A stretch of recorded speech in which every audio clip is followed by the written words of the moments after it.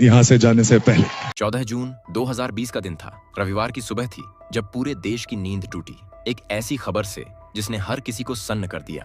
किसी को यकीन नहीं हो रहा था, किसी के हाथ कांप रहे थे, किसी की आंखों में आंसू थे और किसी के अंदर गुस्सा उबल रहा था। TV screen, mobile phone, social media, हर जगह एक ही नाम गूंज रहा था, सुशांत सिंह राजपूत। सुबह सुबह खबर आई कि बॉलीवुड का एक जाना पहचाना चेहरा अब हमारे बीच नहीं रहा। लेकिन धीरे धीरे लोगों को समझ आने लगा कि यह सिर्फ एक एक्टर के जाने की खबर नहीं है, यह एक सपने के टूटने की खबर है। यह एक संघर्ष की कहानी का अचानक रुक जाना है। यह उस लड़के की कहानी का अधूरा रह जाना है जिसने हर चीज जीरो से शुरू किया था और अपनी मेहनत से खुद को उस मुकाम तक पहुंचाया था जहां पहुंचने का सपना लाखों लोग देखते हैं। लेकिन यह कहानी इतनी आसान नहीं थी जितनी दिखती थी। इसके पीछे दर्द था, अकेलापन था, रिजेक्शन था और ऐसे सवाल थे जिनके जवाब आज भी नहीं मिले। सुशांत सिंह राजपूत का जन्म 21 जनवरी 1986 को बिहार की राजधानी पटना में हुआ था। एक मिडिल क्लास परिवार में सरकारी नौकरी करने वाले पिता कृष्ण कुमार सिंह और मां उषा सिंह, जिनका सपना था कि उनका बेटा पढ़ लिख कर कुछ बड़ा बने। घर का माहौल साधारण था लेकिन संस्कारों से भरा हुआ था। पिता अनुशासन में विश्वास रखते थे और माँ बच्चों को सपने देखने की आजादी देती थी। घर में 4 बहनें थीं और सबसे छोटे होने की वजह से सुशांत सबके लाडले थे। बहनों का प्यार और माँ की ममता उन्हें एक अलग ही आत्मविश्वास देती थी। घर में पैसे की बहुत ज्यादा चमक दमक नहीं थी लेकिन जरूरत की चीजों की कभी कमी नहीं रही। सादगी में पले बड़े सुशांत ने बचपन से ही मेहनत और संतोष का मतलब समझ लिया था। पढ़ाई ठीक ठाक चल रही थी, माहौल साफ सुथरा था, लेकिन सुशांत का दिमाग बाकी बच्चों से अलग था। जब बाकी बच्चे खेल कूद में लगे रहते थे तब सुशांत किताबों में खोए रहते थे। उन्हें सवाल पूछना पसंद था, उन्हें जानना पसंद था, उन्हें यह समझना था कि यह दुनिया कैसे काम करती है। विज्ञान, गणित, अंतरिक्ष और दर्शन जैसे विषय उन्हें अपनी तरफ खींचते थे। वह चीजों को रटने में नहीं बल्कि समझने में विश्वास रखते थे। शिक्षक भी अक्सर कहते थे कि यह बच्चा कुछ अलग है। बचपन से ही उनके अंदर एक बेचैनी थी, कुछ नया जानने की, कुछ अलग करने की। वह सिर्फ नौकरी या डिग्री तक सीमित नहीं रहना चाहते थे। उनके सपने बड़े थे और सोच उससे भी बड़ी थी। शायद तभी किस्मत ने उनके लिए भीड़ से अलग एक रास्ता चुना था। स्कूल के दिनों में ही सुशांत को आसमान से खास लगाव हो गया था। रात में छत पर लेटकर घंटों तारों को देखना, ग्रहों के बारे में पढ़ना, ब्रह्मांड के रहस्यों पर सोचना, यह सब उनके लिए किसी खेल से कम नहीं था। वह अक्सर कल्पना करते थे कि इंसान अंतरिक्ष में कैसे जाता है, समय और दूरी का क्या मतलब होता है और यह पूरी दुनिया आखिर चल कैसे रही है। नासा जाना, अंतरिक्ष वैज्ञानिक बनना उनका सपना था और इसी सपने ने उन्हें पढ़ाई में बाकी बच्चों से कई कदम आगे कर दिया। वह शुरू से ही पढ़ाई में तेज थे और विज्ञान के विषयों में उनकी गहरी रुचि थी। पटना से दिल्ली आकर कुलाची हंसराज मॉडल स्कूल में उनका दाखिला हुआ और यहीं उनके टैलेंट ने असली उड़ान भरी। साइंस ओलंपियाड में ऑल इंडिया लेवल पर 7वां रैंक हासिल करना यह बताता था कि उनका दिमाग कितनी तेजी से सोचता था और कितनी गहराई से चीजों को समझता था। लाखों बच्चों के बीच टॉप 10 में जगह बनाना आसान नहीं होता, लेकिन सुशांत ने यह कर दिखाया था। लेकिन जिंदगी ने बहुत जल्दी उन्हें एक ऐसा झटका दिया जिससे शायद कोई भी बच्चा अंदर से टूट सकता है। सिर्फ 16 साल की उम्र में जब वह 10वीं कक्षा में थे तभी कैंसर की वजह से उनकी मां का निधन हो गया। मां का जाना उनके जीवन का सबसे बड़ा खालीपन बन गया। बाहर से वह पहले की तरह मुस्कुराते रहे, दोस्तों से बात करते रहे, पढ़ाई भी करते रहे, लेकिन अंदर ही अंदर कुछ हमेशा के लिए बिखर चुका था। माँ ही वह इंसान थी जो उन्हें सबसे ज्यादा समझती थी, सबसे ज्यादा सहारा देती थी और अचानक उनका यूं चला जाना सुशांत के दिल में एक ऐसा घाव छोड़ गया जो समय के साथ भर तो गया लेकिन उसकी टीस कभी खत्म नहीं हुई। खैर, इसके बाद भी सुशांत कभी रुके नहीं। उन्होंने पढ़ाई जारी रखी, उन्होंने खुद को संभाला और पूरी ताकत के साथ आगे बढ़े, मेहनत रंग लाई और दिल्ली कॉलेज ऑफ इंजीनियरिंग में मैकेनिकल इंजीनियरिंग में उनका दाखिला हो गया। पिता खुश थे, परिवार खुश था, सबको यही लग रहा था कि अब लड़का बिल्कुल सही रास्ते पर चल पड़ा है। अच्छी डिग्री मिलेगी, अच्छी नौकरी मिलेगी और जिंदगी धीरे धीरे सेट हो जाएगी। बाहर से सब कुछ बिल्कुल परफेक्ट लग रहा था, लेकिन कॉलेज के दिनों में सुशांत के अंदर कुछ और ही चल रहा था। उनके भीतर एक अलग तरह की बेचैनी थी, एक ऐसी आग जो किताबों और मशीनों से शांत नहीं होती थी। उन्हें स्टेज अपनी तरफ खींचने लगा। लाइट्स, कैमरा और लोगों की तालियों में उन्हें एक अजीब सी सुकून भरी ऊर्जा महसूस होने लगी। कॉलेज के फेस्ट में जब वह डांस करते थे, परफॉर्म करते थे या स्टेज पर खड़े होते थे, तब उनके चेहरे पर जो चमक आती थी वह क्लासरूम में कभी नहीं दिखती थी। धीरे धीरे उन्हें यह साफ नजर आने लगा कि इंजीनियरिंग सिर्फ एक रास्ता है, लेकिन उनका सपना नहीं है। उनका दिल कुछ और चाहता है और वह दिल की आवाज को अब नजरअंदाज नहीं कर पा रहे थे। और फिर उन्होंने वह फैसला लिया जो बहुत कम लोग लेने की हिम्मत करते हैं। चौथे साल में जब डिग्री पूरी होने में सिर्फ 1 साल बाकी था, उन्होंने कॉलेज छोड़ दिया, इंजीनियरिंग छोड़ दी और सीधे मुंबई जाने का फैसला कर लिया। सिर्फ एक्टिंग के सपने के लिए, सपनों की उस नगरी में जहां हर दिन हजारों लोग टूटते हैं लेकिन कुछ ही लोग बनते हैं। परिवार नाराज था, घर में तनाव था। पिता को लगा कि बेटा अपने भविष्य के साथ खिलवाड़ कर रहा है। शायद उन्हें यह भी लगा कि सुशांत भावनाओं में बह गया है, लेकिन सुशांत का मानना बिल्कुल साफ था कि अगर उन्होंने आज यह कदम नहीं उठाया तो वह पूरी जिंदगी एक सवाल के साथ जिएंगे कि काश उन्होंने कोशिश की होती। और इसी सोच के साथ वह सब कुछ छोड़कर निकल पड़े, एक अनजान शहर की ओर, एक अनजाने भविष्य की ओर। 2006 में एक छोटा सा बैग, थोड़े से पैसे और दिल में ढेर सारे सपने लेकर सुशांत मुंबई पहुंचे। ना कोई जान पहचान थी, ना कोई गॉडफादर, ना कोई ऐसा सिस्टम जो उनका हाथ पकड़कर आगे ले जाए। रहने के लिए उन्होंने एक छोटा सा कमरा शेयरिंग में लिया, जहां कई लोग एक साथ रहते थे। जगह कम थी, गर्मी ज्यादा थी और हालात मुश्किल थे। लेकिन इन सब बातों से सुशांत कभी घबराए नहीं, क्योंकि उनके लिए यह सब संघर्ष का हिस्सा था। उन्हें बस एक मौका चाहिए था खुद को साबित करने का। लेकिन मुंबई में मौका इतनी आसानी से किसी को नहीं मिलता। शुरुआत में उन्होंने बैकग्राउंड डांसर के तौर पर काम किया, बड़े बड़े अवार्ड शोज में परफॉर्म किया। चमकती लाइट्स थीं, बड़े सितारे स्टेज पर होते थे और सुशांत पीछे लाइन में खड़े होकर नाचते रहते थे। तालियां किसी और के लिए बजती थीं, नाम किसी और का लिया जाता था और सुशांत सिर्फ भीड़ का हिस्सा बने रहते थे। रात को जब वह उस छोटे से कमरे में लौटते थे, तब अकेलापन और सवाल दोनों उनका इंतजार करते थे। क्या उन्होंने सही फैसला लिया है? क्या घर छोड़कर आना सही था? क्या सच में वह कभी कुछ बन पाएंगे? लेकिन इन सवालों के बावजूद उन्होंने हार नहीं मानी। उन्होंने तय किया कि अगर एक्टिंग करनी है तो उसे सही तरीके से सीखना होगा। और इसी सोच के साथ उन्होंने Barry John acting studio join किया। थिएटर करने लगे, छोटे छोटे रोल किए, कभी मंच पर तो कभी वर्कशॉप्स में। पैसे लगभग नहीं थे, कई बार खाने तक के पैसे जोड़कर चलाने पड़ते थे, लेकिन जुनून जिंदा था, आंखों में वही सपना था। अगले 2-3 साल उनकी जिंदगी लगातार ऑडिशन, रिजेक्शन और इंतजार में गुजर गई। कभी कहा गया कि लुक ठीक नहीं है, कभी कहा गया कि तुम हीरो मटेरियल नहीं हो, तो कभी यह सुनने को मिला कि तुम टीवी एक्टर जैसे लगते हो, फिल्मों के लिए फिट नहीं हो। लेकिन हर रिजेक्शन के बाद भी सुशांत खुद को टूटने नहीं देते थे, बल्कि और ज्यादा मेहनत के साथ अगले ऑडिशन की तैयारी में लग जाते थे, क्योंकि उन्हें भरोसा था कि एक दिन यही मुंबई उनके नाम को पहचानेगी। फिर 2008 में उन्हें पहला टीवी शो मिला, किस देश में है मेरा दिल। रोल छोटा था और शो भी ज्यादा समय तक नहीं चला, लेकिन इतना जरूर हुआ कि उन्हें कैमरे के सामने काम करने का असली अनुभव मिल गया। उन्हें समझ आने लगा कि स्क्रीन पर भावनाएं कैसे जिंदा की जाती हैं और एक कलाकार को किस तरह खुद को कंट्रोल करना होता है। यह एक शुरुआत थी, भले ही छोटी थी, लेकिन उनके लिए बेहद जरूरी थी। और फिर 2009 में वह मौका आया जिसने उनकी पूरी जिंदगी की दिशा बदल दी। पवित्र रिश्ता में मानव देशमुख का किरदार एक साधारण नौकरी करने वाला जिम्मेदार पति, एक आम आदमी जो अपने परिवार के लिए हर मुश्किल झेल लेता है। यह किरदार सीधे लोगों के दिल में उतर गया और सुशांत ने उसे सिर्फ निभाया नहीं, बल्कि जिया। देखते ही देखते वह घर घर में पहचाने जाने लगे, गली मोहल्लों में लोग उन्हें मानव कहकर बुलाने लगे। यह शो सिर्फ हिट नहीं हुआ, बल्कि एक इमोशन बन गया। इसी शो के दौरान उनकी मुलाकात अंकिता एक लोखंडे से हुई।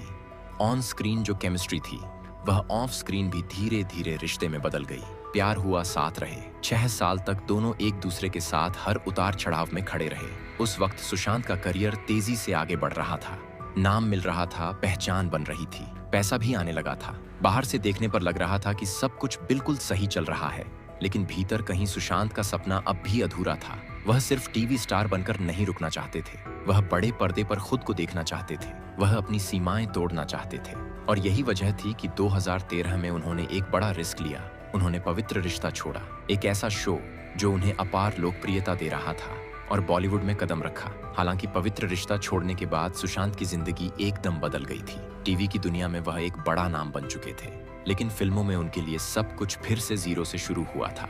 यहाँ कोई पुरानी पहचान काम नहीं आनी थी। यहाँ नए तरीके थे, नए नियम थे और नए लोग थे जो बाहर से आए हुए किसी इंसान को आसानी से स्वीकार नहीं करते थे।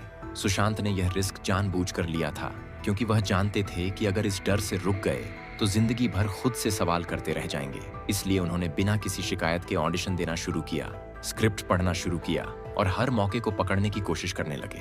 उसी दौरान उनकी मुलाकात अभिषेक कपूर से हुई और यहीं से उनकी पहली फिल्म की असली कहानी शुरू हुई। काई पो चे एक ऐसी फिल्म थी जो सिर्फ मनोरंजन नहीं, बल्कि सपनों, दोस्ती, संघर्ष और जिंदगी की कड़वी सच्चाइयों की कहानी थी। 3 दोस्तों की यह कहानी युवाओं से सीधे जुड़ती थी और सुशांत को इसमें ईशान का रोल मिला। एक ऐसा किरदार जो जुनूनी था, जिद्दी था, सपने देखने वाला था और हालात से लड़ने वाला था। सुशांत ने इस किरदार को पूरी ईमानदारी और गहराई के साथ निभाया। ऐसा लगा जैसे वह ईशान को जी रहे हों। फिल्म रिलीज हुई और दर्शकों ने इसे दिल से अपनाया। क्रिटिक्स ने भी उनकी एक्टिंग की, जमकर तारीफ की और पहली बार फिल्म इंडस्ट्री ने सुशांत को एक सीरियस अभिनेता के तौर पर देखना शुरू किया। उन्हें बेस्ट डेब्यू का अवार्ड भी मिला और ऐसा लगने लगा कि अब उनका सफर आसान हो जाएगा, कि अब चीजें अपने आप सही होती चली जाएंगी। लेकिन बॉलीवुड में एक फिल्म का चल जाना जिंदगी नहीं बदलता। यहाँ हर फिल्म के बाद फिर से खुद को साबित करना पड़ता है। उसी साल उनकी अगली फिल्म शुद्ध देसी रोमांस आई, जिसमें उनके साथ परिणीति चोपड़ा थीं। फिल्म का टोन अलग था, कहानी मॉडर्न थी, किरदार पहले से बिल्कुल अलग था और सुशांत ने यहाँ भी यह दिखा दिया कि वह एक ही तरह के रोल में बंधे हुए नहीं हैं। उन्होंने अपने किरदार को सहजता और ईमानदारी से निभाया। हालांकि फिल्म ने ठीक ठाक बिजनेस किया, लेकिन यह कोई बहुत बड़ी हिट साबित नहीं हुई। इसके बाद उन्हें पीके में एक छोटा सा रोल मिला। आमिर खान जैसे बड़े सुपरस्टार के साथ स्क्रीन शेयर करना और राजकुमार हिरनी की फिल्म में काम करना अपने आप में एक बड़ी बात थी। वहां से सीखने को बहुत कुछ था, प्रोफेशनलिज्म, कैमरे की बारीकियां और इंडस्ट्री का असली सिस्टम। लेकिन कहीं न कहीं सुशांत के मन में यह भावना बनने लगी थी कि वह बार बार मजबूत परफॉर्मेंस देने के बावजूद भी लीड स्पेस से थोड़ा दूर रखे जा रहे हैं, कि वह हर बार किसी बड़े नाम की कहानी के इर्द गिर्द घूमते नजर आते हैं। और यही एहसास धीरे धीरे उनके भीतर एक बेचैनी पैदा करने लगा कि क्या उन्हें कभी पूरी तरह अपनी पहचान के साथ देखा जाएगा। इसी दौरान उनकी निजी जिंदगी में भी लगातार उथल पुथल चल रही थी। अंकिता लोखंडे के साथ उनका रिश्ता धीरे धीरे कमजोर पड़ने लगा था। 6 साल तक साथ चलने के बाद अब दोनों की राहें अलग दिशा में बढ़ रही थीं। अंकिता टीवी की दुनिया में थीं और सुशांत पूरी तरह फिल्मों में खुद को स्थापित करने की जंग लड़ रहे थे। इस दौड़ में वक्त कम था, दबाव ज्यादा था और रिश्तों को संभालना आसान नहीं रह गया था। आखिरकार वह रिश्ता टूट गया और यह ब्रेकअप सुशांत के लिए बेहद भारी साबित हुआ। बाहर की दुनिया के सामने उन्होंने कभी खुलकर दर्द नहीं दिखाया, न कोई बयान, न कोई आरोप, लेकिन भीतर कहीं कुछ ऐसा टूटा जिसे जोड़ पाना आसान नहीं था। यह खालीपन उनके चेहरे पर नहीं दिखता था, लेकिन उनके मन पर इसका गहरा असर पड़ा। इसी दौर में उनकी film detective Byomkesh Bakshi release हुई।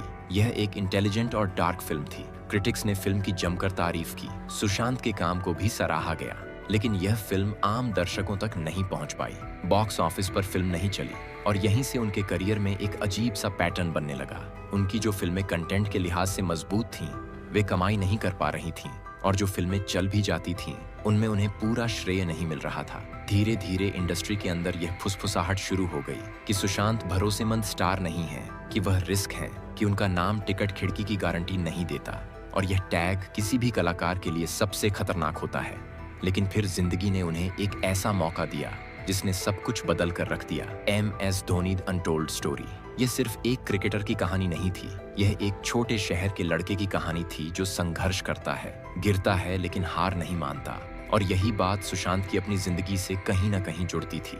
इस किरदार के लिए उन्होंने महीनों तक खुद को झोंक दिया, क्रिकेट की ट्रेनिंग ली, अपने शरीर पर काम किया। धोनी की चाल ढाल, उनकी बॉडी लैंग्वेज, उनकी सादगी और उनका शांत स्वभाव, हर चीज को बारीकी से समझा। उन्होंने सिर्फ धोनी की नकल नहीं की, बल्कि उस इंसान को महसूस करने की कोशिश की। जब फिल्म रिलीज हुई तो देश में टहलका मच गया। लोग स्क्रीन पर सुशांत को नहीं, बल्कि महेंद्र सिंह धोनी को देखने लगे। थिएटर तालियों से गूंज उठे। फिल्म ने जबरदस्त कमाई की रिकॉर्ड तोड़े और पहली बार सुशांत को वह पहचान मिली जिसके लिए वह सालों से संघर्ष कर रहे थे। वह अब सिर्फ एक अच्छा अभिनेता नहीं, बल्कि एक बड़ा स्टार बन चुके थे। ऐसा लगने लगा था कि अब उनका वक्त आ गया है, अब शायद सारी मुश्किलें पीछे छूट जाएंगी। लेकिन इसी सफलता के साथ उनके आसपास की हवा बदलने लगी। कुछ लोग खुश थे, लेकिन कुछ लोगों को यह सफलता चुभ रही थी। एक आउटसाइडर का इतना ऊपर जाना सबको पसंद नहीं आता। सुशांत ने महसूस किया कि उन्हें पूरी इंडस्ट्री का सपोर्ट नहीं मिल रहा। बड़े बैनर उनसे दूरी बना रहे हैं, अवार्ड शो में उन्हें नजरअंदाज किया जा रहा है और धीरे धीरे वह खुद को अकेला महसूस करने लगे। इसके बाद राब्ता आई फिल्म चली नहीं और लोगों ने कहना शुरू कर दिया कि धोनी के बाद वह टिक नहीं पाए। केदारनाथ में उन्होंने फिर अच्छा काम किया, लेकिन विवादों में फिल्म उलझ गई। सोन चिड़िया जैसी शानदार फिल्म को दर्शक नहीं मिले और यह सब सुशांत के मन में भारी बैठने लगा। उन्हें लगने लगा कि चाहे कितना भी अच्छा काम कर लो, अगर सही लोगों का साथ नहीं है तो आगे बढ़ना मुश्किल है। इसी दौरान उनके जीवन में नए रिश्ते आए। कृति सेनन के साथ नाम जुड़ा, फिर सारा अली खान के साथ, लेकिन ये रिश्ते ज्यादा समय तक टिक नहीं पाए। हर बार एक उम्मीद टूटती रही और हर टूटन उनके दिल पर असर डालती रही। सुशांत बाहर से मजबूत दिखते थे, लेकिन अंदर वह अकेले पड़ते जा रहे थे। फिर 2019 में छिछोरे आई, कॉलेज लाइफ, दोस्ती और जिंदगी को हल्के में ना लेने का संदेश देने वाली। यह फिल्म सुपरहिट रही, लोगों ने खूब प्यार दिया और सुशांत फिर से चर्चा में आ गए। लेकिन अजीब बात यह थी कि इतनी बड़ी सफलता के बाद भी इंडस्ट्री का व्यवहार नहीं बदला। उन्हें अब भी वही दूरी, वही चुप्पी और वही नजरअंदाजी महसूस होती रही। इसी समय उनकी जिंदगी में रिया चक्रवर्ती आई। शुरुआत में सब कुछ सामान्य था, साथ घूमना, बातें करना और अकेलेपन को बांटना। लेकिन धीरे धीरे परिवार से दूरी बनने लगी। सुशांत पहले जो अपने परिवार से जुड़े रहते थे, अब कम बात करने लगे। उनकी सेहत और मन की स्थिति भी ठीक नहीं चल रही थी। डॉक्टर से इलाज चल रहा था, दवाइयां चल रही थीं, लेकिन वह पूरी तरह ठीक महसूस नहीं कर रहे थे। सुशांत बहुत ज्यादा सोचने वाले इंसान थे। वह जिंदगी के मतलब पर सवाल करते थे, ब्रह्मांड के बारे में सोचते थे, और जब ऐसे सवालों के जवाब नहीं मिलते तो मन भारी हो जाता है काम को लेकर। अनिश्चितता, रिश्तों की असफलता और इंडस्ट्री से मिल रही ठंडक, यह सब मिलकर उनके अंदर एक अजीब खालीपन भरने लगा। छिछोरे की कामयाबी के बाद बाहर से देखने वालों को लगता था कि सुशांत की जिंदगी फिर से पटरी पर आ गई है। फिल्म चली है, नाम फिर से ऊपर आ gया है, पैसा भी आ रहा है, लेकिन अंदर की कहानी कुछ और ही थी। सुशांत के मन में लगातार यह सवाल घूम रहा था कि इतनी मेहनत के बाद भी उन्हें वह सम्मान क्यों नहीं मिल रहा जो बाकी लोगों को मिल जाता है। वह देखते थे कि कुछ लोग बिना ज्यादा मेहनत के बड़े प्रोजेक्ट्स पा जाते हैं और कुछ लोग सिर्फ इसलिए आगे बढ़ जाते हैं क्योंकि उनके सरनेम मजबूत हैं। यह सब सुशांत को अंदर से खा रहा था, क्योंकि वह हमेशा मेरिट पर भरोसा करने वाले इंसान थे। धीरे धीरे उनका सामाजिक दायरा छोटा होता चला गया। इंडस्ट्री की पार्टियों में जाना उन्होंने लगभग बंद कर दिया। उन्हें दिखावे की बातें पसंद नहीं थीं। वह कैमरे से दूर रहना पसंद करने लगे। घर पर रहकर किताबें पढ़ना, आकाश को देखना, यूनिवर्स के बारे में सोचना उन्हें ज्यादा सुकून देता था। लेकिन यही आदतें उन्हें और ज्यादा अकेला बना रही थीं, क्योंकि फिल्म इंडस्ट्री में अगर आप दिखते नहीं हो तो लोग मान लेते हैं कि आप मौजूद भी नहीं हो। इसी समय उनके मन की हालत भी खराब होने लगी। नींद पूरी नहीं होती थी, कभी बहुत ज्यादा उत्साह रहता था तो कभी बिल्कुल खालीपन। डॉक्टर से सलाह ली गई और इलाज शुरू हुआ, दवाइयां दी गईं। लेकिन सुशांत का स्वभाव ऐसा था कि वह हर चीज पर सवाल करते थे, दवाइयों पर भी सवाल करते थे, कभी लेते थे, कभी छोड़ देते थे, और यही अस्थिरता उनकी हालत को और बिगाड़ती चली गई। रिया चक्रवर्ती के साथ उनका रिश्ता इसी दौर में गहरा हुआ। शुरुआत में रिया ने उनका साथ दिया, उनसे बातें की, उन्हें यह एहसास दिलाया कि वह अकेले नहीं हैं। लेकिन धीरे धीरे हालात उलझते चले गए, परिवार से दूरी बढ़ने लगी। सुशांत पहले जो अपनी बहनों से खुलकर बात करते थे, अब कम करने लगे। घर का माहौल बदल गया, फैसले किसी और के हाथ में जाते दिखने लगे, और सुशांत जो हमेशा कंट्रोल में रहना पसंद करते थे, वह खुद को कमजोर महसूस करने लगे। लॉकडाउन का समय आया, पूरा देश बंद हो गया, शूटिंग रुक गई, बाहर जाना बंद हो गया, और सुशांत जो पहले ही अकेलेपन से जूझ रहे थे, अब पूरी तरह से एक दायरे में सिमट गए। घर में वही चार दीवारें, वही सोच, वही सवाल। दिन और रात का फर्क मिटने लगा और मन और भारी होने लगा। इसी दौरान उनकी पूर्व मैनेजर दिशा सालियान के जाने की खबर आई। यह खबर सुशांत के लिए बहुत बड़ा झटका थी। वह पहले से ही संवेदनशील थे और इस घटना ने उन्हें अंदर तक हिला दिया। उन्होंने अपने करीबी लोगों से बात करने की कोशिश की, लेकिन हर कोई अपनी जिंदगी में उलझा हुआ था। 8 जून को रिया घर छोड़कर चली गई। इसके बाद सुशांत पूरी तरह अकेले रह गए। कुछ दिनों बाद उनकी बहन उनसे मिलने आई। उन्हें लगा कि भाई को सहारे की जरूरत है, लेकिन शायद वह सहारा बहुत देर से पहुंचा था। सुशांत अंदर ही अंदर बहुत थक चुके थे। यह थकान शरीर की नहीं थी, यह मन की थकान थी। 14 जून की सुबह आई। घर में सन्नाटा था, बाहर दुनिया अपनी रफ्तार में चल रही थी, लेकिन उस घर के अंदर एक कहानी खत्म हो चुकी थी। जब यह खबर बाहर आई तो पूरे देश में जैसे सन्नाटा छा गया। हर कोई यही पूछ रहा था कि ऐसा कैसे हो सकता है। जो इंसान दूसरों को जिंदगी का महत्व सिखा रहा था, वह खुद इस हालत तक कैसे पहुंच गया। इसके बाद जो हुआ वह किसी फिल्म से कम नहीं था। जांच एजेंसियां, मीडिया बहस, सोशल मीडिया ट्रेंड, हर कोई अपने अपने तरीके से सच ढूंढने लगा। किसी ने रिश्तों पर सवाल उठाए, किसी ने इंडस्ट्री पर, किसी ने सिस्टम पर, लेकिन जवाब किसी के पास नहीं था। कुछ लोगों का मानना था कि यह सब मन की बीमारी का नतीजा था। कुछ लोगों को लगा कि इसके पीछे और भी बहुत कुछ छिपा है, और यही वजह है कि आज भी लोग यह कहानी भूल नहीं पाए हैं। हर साल वही सवाल, वही दर्द और वही खालीपन। सुशांत की कहानी यहाँ खत्म नहीं होती, क्योंकि वह सिर्फ एक इंसान नहीं थे, वह एक सोच थे, एक सपना थे, और उन लाखों युवाओं की उम्मीद थी जो छोटे शहरों से निकलकर बड़े सपने देखते हैं। उन्होंने यह दिखाया कि बिना किसी गॉडफादर के भी ऊपर पहुंचा जा सकता है, लेकिन यह भी दिखाया कि यह रास्ता कितना अकेला और थकाने वाला होता है। आज भी जब कोई नया कलाकार संघर्ष करता है, जब कोई रिजेक्शन झेलता है, जब कोई खुद पर सवाल करता है, तब सुशांत की याद आती है, उनकी मुस्कान, उनकी आंखों की चमक और उनके सपने आज भी लोगों को प्रेरित करते हैं। सच क्या था, यह शायद कभी पूरी तरह सामने ना आए, लेकिन यह जरूर सामने आ गया कि हमें एक दूसरे की बात सुननी चाहिए, वक्त पर सहारा देना चाहिए और मन की हालत को हल्के में नहीं लेना चाहिए। सुशांत चले गए, लेकिन उनकी कहानी आज भी जिंदा है और शायद हमेशा जिंदा रहेगी दोस्तों। यह थी सुशांत सिंह राजपूत की कहानी। हालांकि आपको हमारी वीडियो कैसी लगी हमें नीचे कमेंट में जरूर बताएं। वीडियो अगर पसंद आई हो तो इसे दोस्तों के साथ शेयर करें, लाइक करें और चैनल को सब्सक्राइब करना बिल्कुल ना भूलें।